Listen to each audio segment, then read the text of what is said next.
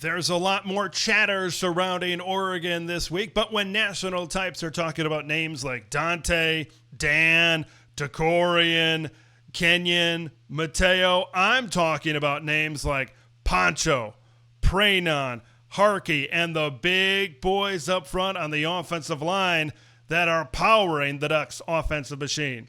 Plus, my complete Northwestern scouting report and full preview and prediction of the big noon showdown between the Ducks and Wildcats on the lakefront. Morning, afternoon, night, it doesn't matter. We're always ready to talk ball here on that show out west. This place has everything. In fact, the grass is damn green in Eugene. That performance deserves a holy wallawa. It's a feeling you cannot explain. This place is louder than any other venue in the Big Ten. This program is staged to compete and to win championships. Welcome to the Big Ten, Oregon! And welcome to that show out west for that team out west.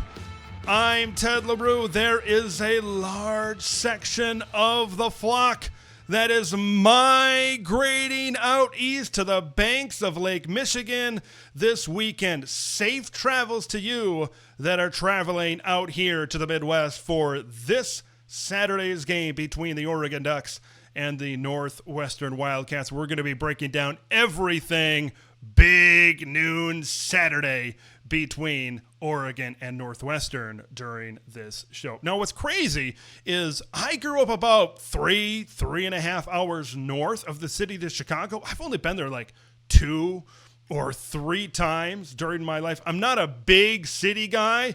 Big city and big space city. You guys know me, right? I'm all about the woods. I'm all about give me a cabin in the woods. I'm all about getting out on the trails, right? That's what I'm about. So maybe there's some parts of this that maybe doesn't mesh. But I really wanted to be able to be there this weekend. Just quite wasn't able to make it happen. I'm hoping to make it out to Iowa for the Oregon Hawkeyes matchup in early November. But for those of you that are going to be walking around Chicago, of course, there is a lot of things to do. There's a lot of things to see. Just make sure you get yourself some deep dish pizza. Now, I know there's a lot of places to choose from.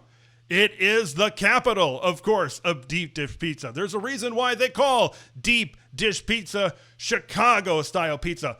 In my opinion, Chicago style is one of the best 2 kinds of pizza, the other being Detroit style, but maybe we can talk about that a little bit later. Maybe we can talk about that in the comments below. I'm always up for some pizza talk. I love myself a good pie. But, you know, a lot of places to go in the city of Chicago, and I know it's a chain, but Giordano's, man. That is the place to be. Their Chicago location is the Giordano's. We have a Giordano's here in Minneapolis, and the one in Chicago, that's a lot different than the one in Minneapolis. I went to In-N-Out, for example, in Utah, and I thought it was okay, but people are like, oh, no. You got to have In-N-Out when you're in California. It's a different experience. I kind of feel the same way about maybe Giordano's in Chicago as opposed to somewhere else. So make sure you hit up that and enjoy everything that Chicago has to offer this weekend. What a unique opportunity for the Ducks in such a unique type of stadium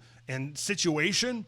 Out there on the lakefront, it is going to be beautiful, I think, in the afternoon. You really see the color of the lake pop when the sun hits it. The temporary stadium, it's going to be like a high school game for these guys that kind of grew up playing in front of a couple thousand people, you know, maybe for people, some of the people at the bigger high school, the 10,000 seat stadiums and things like that. For someone like Iapani Lalaolu, who grew up in Hawaii, probably used to playing with water right next to the stadium, the oceanfront stadiums. And sometimes the Great Lakes out here in the Midwest can look a lot like the oceans with their mammoth type of size. But for those of you that are heading out, enjoy the weekend, enjoy the time out there in Chicago. It should certainly be a good time for the Ducks.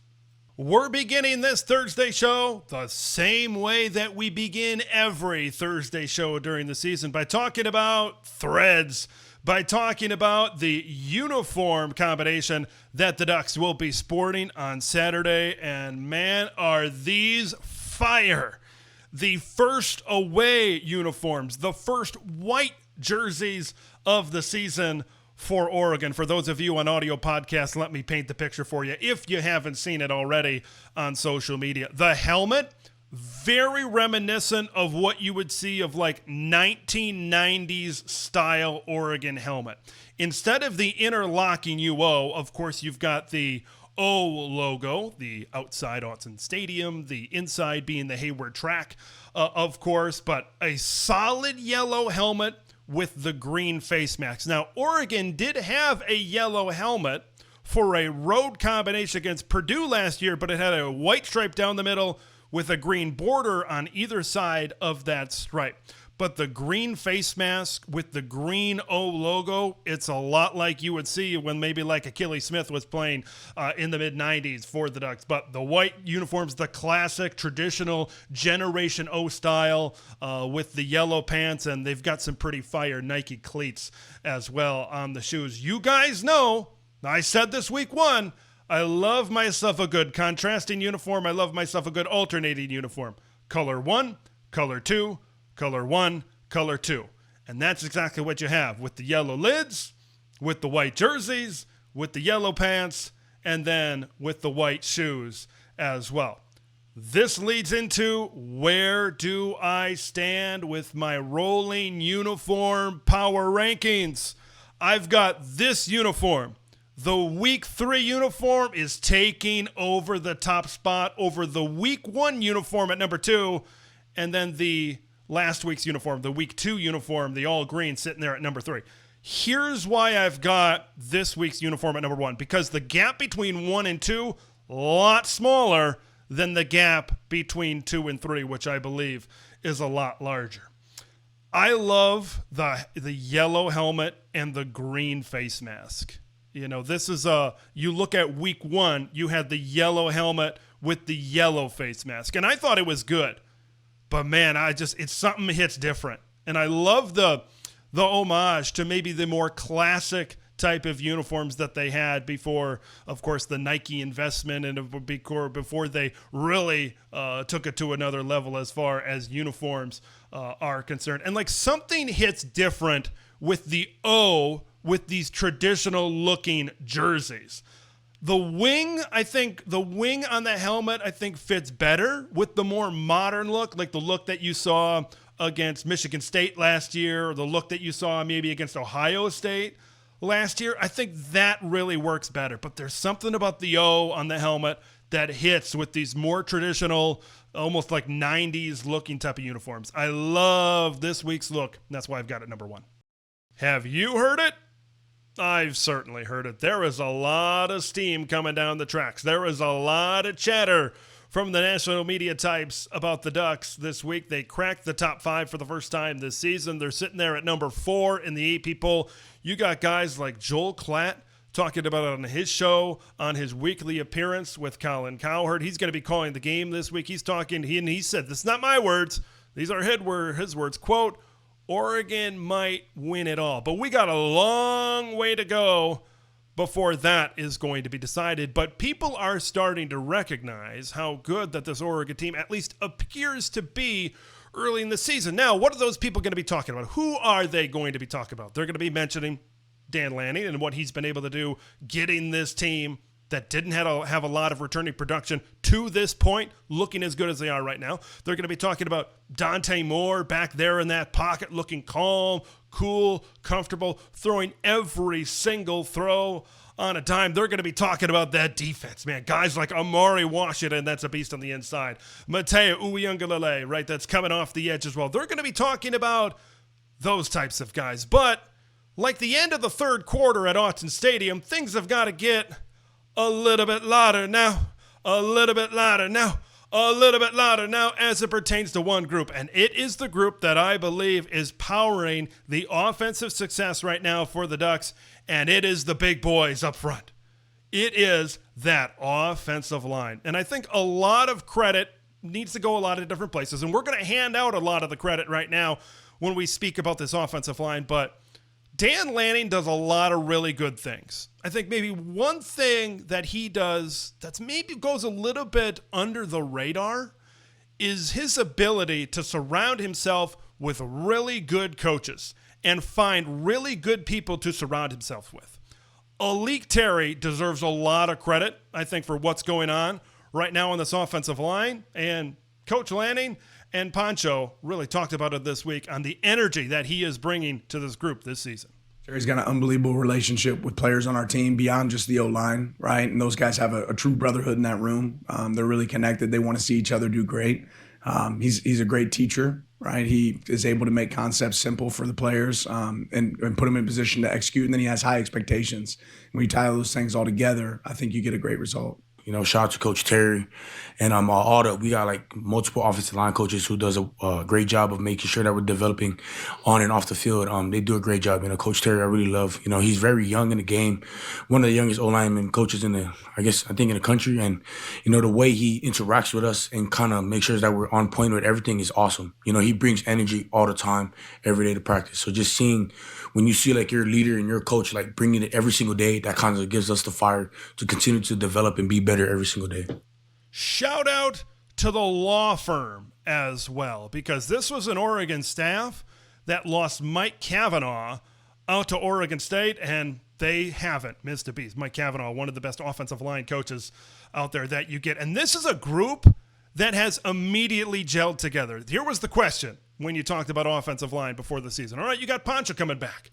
And that's a position where if there's one guy who's a vocal leader, and that's what we heard from guys that talked about Pancho in the spring. Will Stein said it in the spring and then going into fall camp. If you want a vocal leader, if you want a captain of the team, so to speak, you want a guy returning at center. But the questions were, how are the rest of these transfers going to be able to fill in? Are these guys going to be able to gel together? Man, these guys have gelled together really well to start the season. They are at a much higher level offensive line-wise from a cohesiveness standpoint, 5 playing as one, than certainly what they were through 2 games last season, but more on that a little bit later on during the segment. I had confidence. Go back and watch TSOW.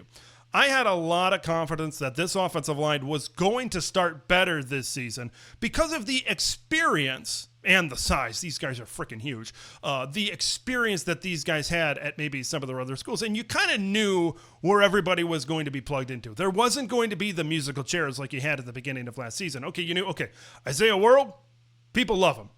Got some, had some really good tape over there at Nevada. He's going to be your left tackle. Emmanuel Pranon was USC's best offensive lineman, maybe one of the best Big Ten's interior offensive linemen last year. Over at left guard, we know that's going to be the guy over there. We just talked about Pancho at center. We know Alex Harkey is going to be a mean old bully over there at right tackle like he was at Texas State. And then you just needed to figure out what you had at right guard. And Dave Iuli, big props to him. He's done a great job really plugging into that role, and I think he's been really good. So tip of the cap to you, 74 for the Ducks right now. But that experience, I think, is really showing up, that these guys have played a lot of football before, and it just is a matter of time for them to be playing at that top level. And they're already playing really good football right now. Emmanuel Pranon and Pancho talked about this week during the press media availability, their ability to trust each other and their chemistry as it stands right now. As far as the egos, we all put our egos to the side. We all treat each other as brothers and as family. And, you know, when you have family, you can talk through things. You can, you work as a unit. So everything becomes cohesive and everybody is cooperative because we're all fixated on one goal. And that's winning and keeping our quarterback clean. I love Emmanuel. I mean, I love all my guys right next to me. You know, one thing I really love is that we all can trust each other, and I'm playing right next to each other. We're all going to get our job done. And, you know, Eman, like you said, passing off them games, we communicate loud. We want to make sure that, you know, even if the defense knows, like, we know they're bringing something, we're going to let them know that we're going to stop it regardless. We're going to, like Eman said in an interview the other day, we want to make sure that 5 stay clean. I think Pancho deserves a lot of credit. He's talking about communication. He's the guy that's communicating. He's the leader. And you got to think he's the guy that's bringing everybody together and setting the tone to be like, okay, what you did at USC, what you did in Nevada, what you did at Texas State, great. Now it's time to really gel together and show what we all can do as a unit and how good that we can be as a unit. Then they've really started off on a high note. We weren't talking about starting off on a high note offensive line last year, were we? Okay, maybe I lied a little bit. After the game against Montana State, I'd be like, well, I think that's the last I'm going to mention the Idaho game at the beginning of last year. Well, I'm about to mention it right now. okay? Because we got to be able to separate where the starting point is for the 25 offensive line, because I think that's going to determine of how high that these guys can go, and thus how far the offense can go in 25 compared to where they were starting out there in 2024. Through 2 games last season, Oregon had allowed 7 sacks. They didn't have that chemistry. They didn't know maybe what everybody is doing. Maybe they didn't have that trust like those guys were just talking about. This season, a big old goose egg, and that's why Dante Moore has looked as good as he has looked so far this season. Through 2 games last year, Oregon had rushed for only 216 yards. This season, they eclipsed that in the Montana State game alone and have totaled 565 yards through 2 games. I mentioned the names that people are going to be talking about from a national perspective at the beginning of this. Man, they deserve every bit of it. But this offensive line is making them look real freaking good. Okay, just look at the pass protection. If you go back and rewatch the game, look at the run blocking. Look at Alex Harkey absolutely flattening a guy in the end zone on that Dier Hill touchdown run. Look at Emmanuel Prainon getting to that next level, getting to the linebacker on that 59-yard touchdown run from Noah Whittington to start the season. These guys they're playing at a different level. And I mentioned it on last week's show, and I talk about it in a written piece over at Scoop Duck as well. Just a lot of things seem different. And I think when you talk about offense, the big thing that's different is the level that this offensive line is playing at. Now, those guys also talked about in the media availability that, hey, we're feeling good right now, but we've still got some things to improve on. We've still got a long ways to go. The offensive line is the key to see how far that this offense can fly this year. Because if this offensive line continues to get better and they're able to handle like a Penn State defensive line, even like a USC defensive line that looks pretty good this season, Indiana, they have one of the best pass rushers in the Big Ten coming back this season. Like if this offensive line continues to play at this level, this is going to be the best offensive line at the very least of the Dan Lanning era. Oregon has had some really good guys. They've had Jackson Powers Johnson. They've had Josh Connerly. They've had some really good players. But if we're talking about a unit, if we're talking about left tackle through right tackle, this is a unit with how talented these guys are and how high of a starting point they have. Yeah, it really generates a lot of excitement. So if this group can continue to play at a high level, Dante's going to continue to have a lot more time. And if Dante doesn't get hit, Dante is as good as it gets at the quarterback position out there. If they continue to pave the way as far as the run lanes are concerned, this is a rushing offense that can be as good as it has been in recent Oregon history. So this is a group that is key. This is a group that maybe not as many people are talking about right now, but they should play in the trenches. You win football games, you win championships at the line of scrimmage. Oregon's offensive line has the potential. I got to see it against a defensive line like Penn State. If they keep on taking steps up that ladder, this offensive line could certainly be the driving force to this Oregon offense achieving their ceiling in 2025. It gets a Midwestern guy like me really excited when you see the big boys up front doing what they're doing for the Ducks right now. The Ducks will be experiencing 3 firsts this weekend when they flock east to take on Northwestern. It will be the first time away from the friendly confines of Autzen Stadium, going on the road.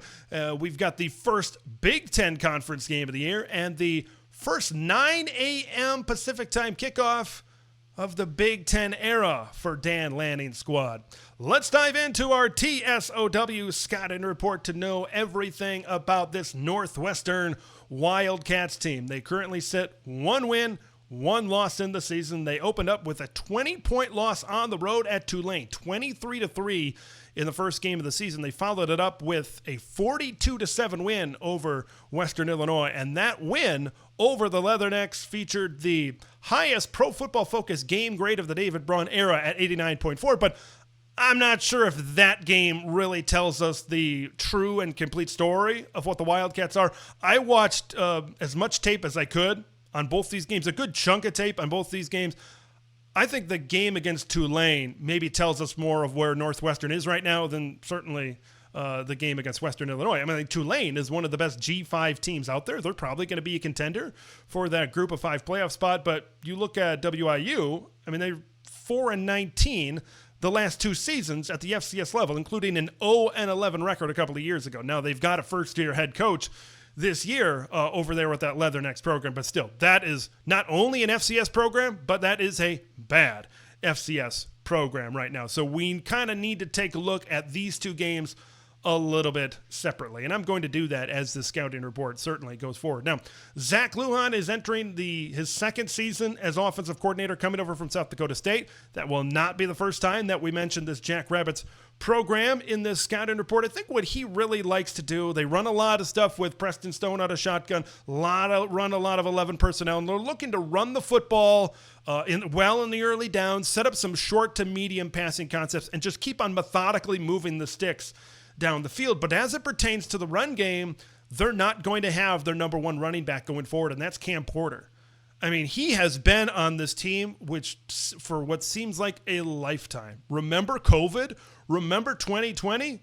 I'd rather not. But Cam Porter was the guy in the backfield that powered Northwestern to a Big Ten West championship and a spot in the Big Ten championship game. Yes, those are all true words.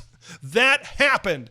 Go look it up. So he's been there for a long time. I think when I look at Porter's been a guy, I think that he hasn't been good enough to maybe go on to the next level, but he's been good enough to consistently be that top back. He's kind of battled through some injuries during his Northwestern careers before, and unfortunately for him, they kind of come back to rear their ugly head right now. So what is Northwestern going to be able to do in the run game? Who are they going to be able to turn to? Now, Porter was more of a north and south between the tackles type of runner. The guy that he's been around for a couple of years that they're going to look to right now is Joseph Hyman. Joseph Hyman is going to become the primary back, and he's more of a shifty back. He's provided some big plays in the run game as well as the receiving game during his career over there at Northwestern. So I think they're going to look to get him in space a little bit. So he's a lot different, I think, from the skill set that Cam Porter really provides as well. They've got another running back. So Joseph Hyman will split time with Caleb Kamalafe. Now he's more of that power back, like at 5'10", 210 pounds. That's going to really run between the tackles of this offensive line. Kamalafe had 11 carries versus Western Illinois, and Hyman had 8. So I would expect a split. I would expect a 1A and a 1B type of situation in a backfield, especially when you consider these 2 skill sets and where they stand right now. So that's, I think, what we need to look at as far as the run game with this team. Northwestern, I think if you kind of go back to that Tulane game, because I said before, they want to be able to run the football first to open up some easy passing opportunities. Northwestern threw it a lot more than they wanted to against Tulane due to the situation getting out early. And then Tulane played well at the line of scrimmage, I think, against the run. We'll talk about that Northwestern offensive line here in just a minute. In that game, no Wildcat running back went over 50 yards. They had 118 rushing yards if you don't count sacks, but 35 of the yards came on 2 of the 23 carries in that specific matchup as well. Now, when Northwestern did what they wanted to do. I said how, like, hey, we got to factor in the Tulane tape a little bit more, but I think when you look at the Western Illinois tape, like, offensively, when they're on schedule, this is what they want to do. That's what they want to do. Against the Leathernecks, they ran it 41 times for 281 yards, and they threw it 29 times for 245 yards. So I think that's the type of output that Northwestern is looking for in an ideal type of game scenario for them. Now, let's chat about this offensive line a little bit before we talk about the quarterback in the passing game and then eventually the defense right now for the Wildcats. This is a big offensive line. On the Tulane broadcast, they were comparing it to the Chicago Bears offensive line and being around the same height and being around the same size. Their average size is 6'5", 311 pounds, but I look at the O-line, considering that size, I'm not overly impressed with it. The offensive line doesn't move particularly well. I feel like they should be a lot better considering how big they are. The left tackle, Caleb Tiernan, is clearly their best offensive lineman at 6'7", 324 pounds. He was a Big Ten honorable mention last year, 5th highest Pro Football Focus grade among Big Ten tackles. But I kind of look at the tape this year, and I'm sitting down, I'm getting into this Tulane. You know, I've got some snacks next to me. I've got my drink next to me, and right before I can get into said snacks and said drink, I see Caleb Tiernan just absolutely whiff on the first play of the game that led to a strip sack. So although he is their best offensive lineman, I talked about how maybe like these guys aren't super athletic. They don't really move particularly well. Caleb maybe could be thrown into that as well, but overall he is going to be the guy. And if you want somebody to be your best offensive lineman, left tackle is a pretty good option over there. And you look at this O-line, they allowed 4 sacks, 9 tackles for loss in their first 2 games of the season thus far. Now let's look to quarterback. So you got Preston Stone. He's transferring in here from SMU and had a really good season back in 2023 for the Mustangs. Threw for over 3,000 yards, 28 touchdowns, 6 picks. But last year he was benched in favor of Kevin Jennings. And what did SMU did? They went to the ACC championship game and eventually went to the college football playoff. Good things happened for Rhett Lashley's program when Preston Stone wasn't in there. And I looked at him through the first 2 games, and I think a couple of things were obvious when it came to Preston throwing the football. Number one, he's going to be a lot better. He's going to be a lot more confident. He's going to be a lot more efficient when you do the quick stuff, when you do the medium stuff as well. When he throws it deep, that's when things get into trouble. That's when things aren't as good for this Northwestern offense.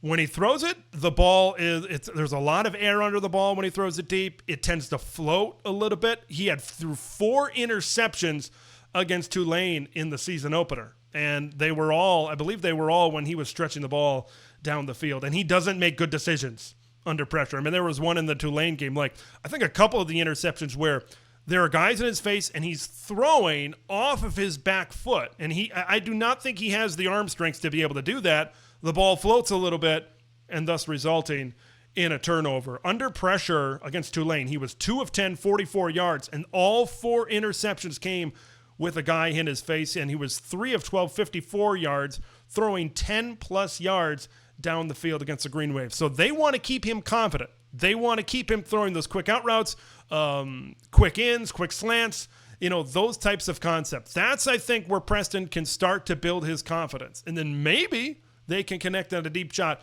if they get a good enough protection, which I talked about the offensive line. That maybe has been of a little bit of concern. Tulane won the battle at the line of scrimmage in that game against this offensive front. Griffin Wilde is their top target at wide receiver. He was an FCS All-American at, here it is, South Dakota State. He has 11 catches this season. The next best wide receiver has 4 catches. So he's going to be the guy that they're going to look to. Taller target at 6'2", 200 pounds. And they, to be honest with you, and I kind of figured this coming in of the season, based on kind of looking what they were like, they don't have a lot of other targets that stand out. Overall, offense and defense, this is not a very athletic team. These are not wide receivers that are going to strike any fear in you, really outside of Griffin Wilde. And there might be questions to be asked if Griffin is going to be able to strike fear in you as well. Frank Covey, who's a veteran wide receiver on this team, he was out versus Western Illinois. He's day-to-day. Not sure if he'll be able to play in this upcoming game against Oregon. Let me finish with the defense as it pertains to the Wildcats right now. Watching against Tulane. Obviously, Tulane, much better opponent than Western Illinois. I see them playing a majority of 2 different types of coverages in each of these 2 games. Against Tulane, playing a lot of soft coverage. 6, 7, 8, maybe upwards of 9 or 10 yards off the line of scrimmage. I think it was clear that they realized, okay, the Green Wave, they're a more athletic team than us. We don't want to allow any big stuff over the top. We're not ultra confident in what we could do from a man coverage standpoint. And speaking of man coverage, you saw more of that against Western Illinois, a team that obviously they fared better with. So this is a team that is not very fast, boundary to boundary, in coverage. That's just not what they are. It's not what they are right now. Speed is not their forte, certainly on the back end. And I think overall, on this defense. A linebacker, Mac Uline, defensive end, Aiden Hubbard, I think are good players defensively, but they don't have enough of those types of players for this defense to maybe be as well-rounded as they would like it to be. The defensive line is not big. It is not big. There's only one guy at 300. Najee Story is 6'4", 300 pounds. Everybody else is like in the 290s, the 280s, something like that. They don't get a lot of push. I talked about how the offensive line did not win the battle up front against Tulane's defensive line. It's the same story on the other side. Tulane had a good day on the offensive line against maybe a little bit of a smaller Big Ten defensive line in Northwestern. The Green Wave rushed for 269 yards and had over 6 yards per carry. This is a Northwestern team, size, athletic. They're probably somewhere towards the bottom of the Big Ten. This is a program that can be scrappy at times, but I think when you take a look at where Oregon is at from a talent perspective, where Northwestern is at from a talent perspective, yeah, there's a pretty big discrepancy. You know the foe. Now it's time to take a look at how the Quack can attack the Purple Cats on Saturday.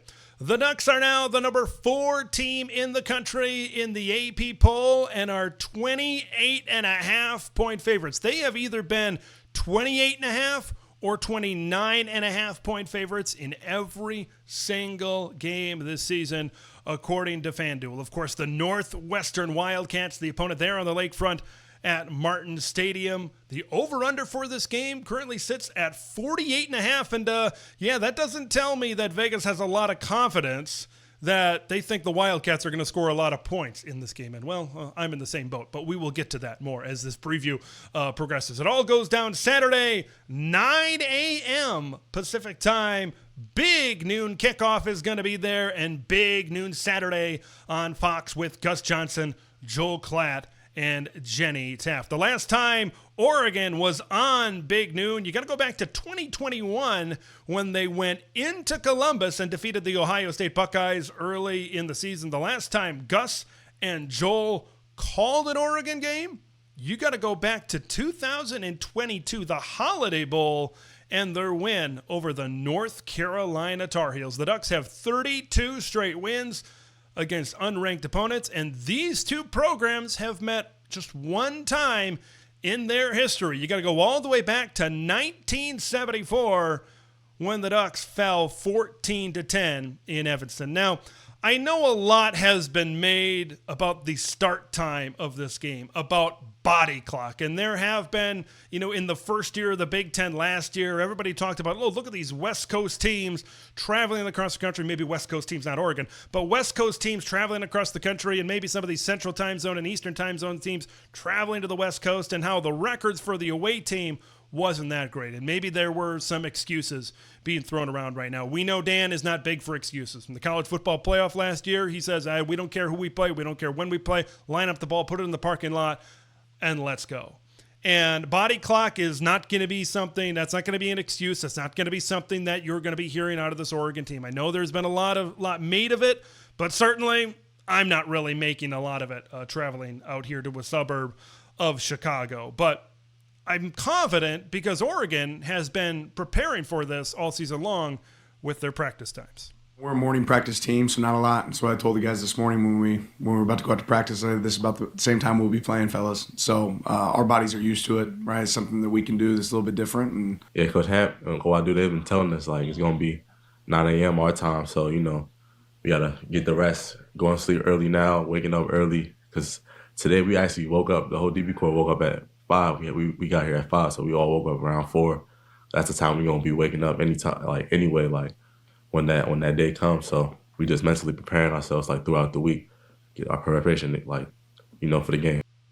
These Ducks are early risers. For those of you on podcast, that was head coach Dan Lanning and starting corner Ife Obadegwu. Let's kind of dive into the ball a little bit and break down this game a little bit and some keys to the game for Oregon against Northwestern. The first thing that I want to say right off the bat, and I talked about it in my scouting report for Northwestern. This is a game for Oregon. If you show up and you live up to your standard, you're going to win, and you're going to win by a lot. Oregon has been able to demoralize their opponents, Montana State and Oklahoma State, early in games. The first quarter, they've gotten out to scorching starts in front of the Autzen Stadium crowd. Oregon has scored touchdowns on 5 of their 7 first quarter drives this season in an average of 3.2 plays per touchdown drive. And when you go into a stadium like Northwestern, and it's not just their lakefront stadium, when you had good Big Ten teams over the years that went into Ryan Field on these noon Eastern type of kickoffs, it is a sleepy atmosphere. A lot of times, if you're a road team, you go into an environment, they're boo, boo, boo, you suck, and they're yelling things at you, and it kind of gets you hyped, right? It's like, hey, we're going to go out, we're going to prove all 60,000 to 70,000, 80,000 of these people wrong right here, but you won't have that because I think there's a big chance that you're going to have more green in the crowd than you're going to have more purple in the crowd. I really think the Flock is going to be able to travel well for this game right now. So getting off to that scorching start, finding that energy. I've seen teams like Ohio State and Penn State and Wisconsin teams, when they were a little bit better, they go into this atmosphere. They maybe start off a little bit sluggish. They're not finding that energy because you maybe don't have that kind of raucous crowd a little bit. And now all of a sudden you find yourself in a 10-7 game in the second quarter and you give Northwestern time to maybe get their feet under them and even the game a little bit. That is not going to happen. Okay. This game is not going to be even in any respective things. But for Oregon, certainly want to keep them out to a scorching start. Certainly want to be able to see them start hot in this game. I don't think Northwestern let me put it this way. Northwestern is going to give you a lot. Okay, there's going to be teams later on in the Oregon schedule, like the Penn States of the world, that'll be like, hey, you're going to have to earn every inch. They're not going to give you anything. But I think the talent discrepancy, we're going to get into the athleticism discrepancy as this preview progresses. I think Northwestern, there's going to be a lot to be had.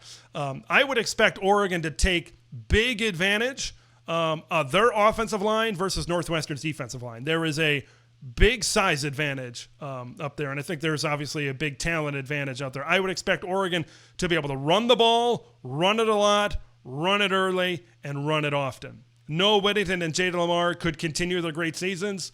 Last week, Noah Whittington rushed the ball just 4 times for 91 yards. I said this on Scoop Duck. My surprise storyline, I think we're going to see a 100-yard rusher and a 100-yard receiver. I'm curious to see if maybe some of these rotations are going to tighten up. We're just a couple of weeks away before the Ducks are going to step foot against the number 2 team in the country, Happy Valley, in a whiteout.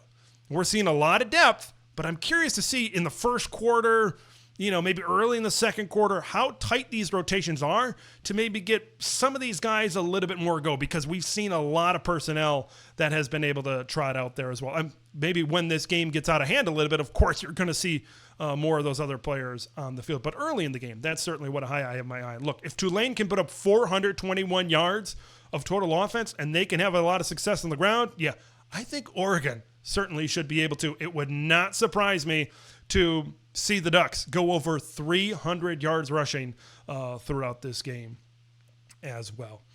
I think defensively, it's all about stopping the run. I talked about it in my scouting report, how this is a Northwestern team that wants to run the ball well, and it's a key for them to be able to run the ball well on the early downs. But Oregon's defensive line, they may be facing, I think they are facing, the biggest offensive line that they've seen yet this season. So that's just a matchup that I'm very curious of. Remember, we're going to be talking about the athleticism in just a minute. I think Oregon's defensive line certainly has an athleticism as well. I'll have my eye on Oregon's edge rushers against Caleb Tiernan over at tackle. I know they took on Titan Fleischman, who was a really good FCS offensive tackle in week 1, but this is maybe one of the better offensive tackles that they've seen so far. So let's see how much pressure they get from that side. That's going to be something that I'll certainly have coming out of the corner of my eye. Keep Joseph Hyman in check. I know that they're going to look to get him out in space. Be sure tacklers in space. I think that's a key, and not allow him to get some of those big chunk plays down the field as well. So wrapping him up, getting him to the ground. He's one of the few players on this team that provides a little bit of speed, that provides a little bit of an explosiveness. for Northwestern. So he's somebody that you obviously got to be able to key an eye on. If Oregon is able to play well defensively on first down, and they get maybe a yard or 2 yards per carry on that down, they're gonna fare just fine. They're gonna be just fine, because I think when it comes to this Wildcats team, you want to get them, you want to force them into long yardage situations, because that's when they make mistakes, and that's when they are very uncomfortable. Getting Preston Stone into those types of situations where he's not as confident, he's not as efficient throwing the ball down the field.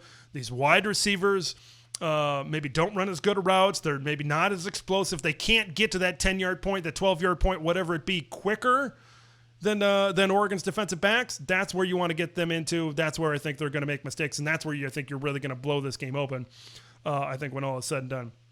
Showcase the big athleticism advantage.